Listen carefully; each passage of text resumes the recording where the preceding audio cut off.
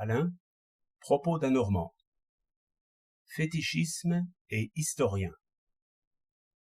Je lisais hier, pour la 20e fois, un développement assez connu, que les enfants et les sauvages prêtent souvent aux objets inanimés, pierres, meubles, outils, une espèce de volonté et de personnalité.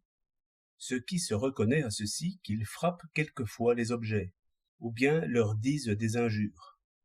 Telle serait la forme naïve de la religion.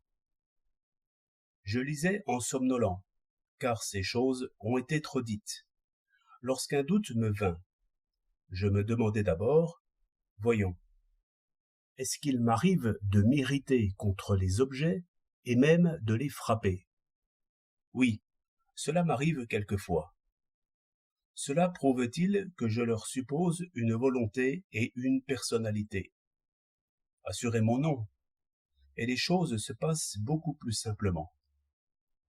J'ai coutume, comme tout le monde, de déplacer vivement les chaises et objets du même genre, lorsque je suis pressé. Mais s'il m'arrive de me heurter violemment contre l'un d'eux, alors, par une réaction naturelle, et comme fait le cheval sous l'éperon, je le déplace beaucoup plus vite, en sorte qu'un témoin pourrait bien croire que je punis l'objet qui m'a fait mal. Et enfin, par l'effet de l'habitude, quand je me heurte violemment contre un objet que je ne puis pas déplacer, je fais vivement un geste pour le déplacer, ce qui revient à le frapper assez rudement de la main ou du pied. Celui qui conclurait que cette petite scène tragique que j'ai de la haine contre les objets se tromperait complètement.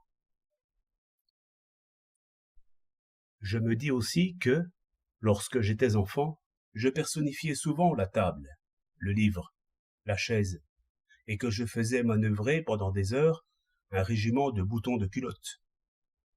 Mais ce n'était qu'un jeu. Je ne croyais jamais que ces choses avaient une âme. J'ai interrogé quelques personnes, et la plupart m'ont répondu à peu près comme je viens de me répondre à moi-même. Dès lors, la question se pose de savoir si ceux qui prêtent volonté et personnalité aux choses ne le font pas toujours par jeu. Mais le naïf historien n'en pense pas si long. Il trouve une inscription poétique, et il la prend à la lettre.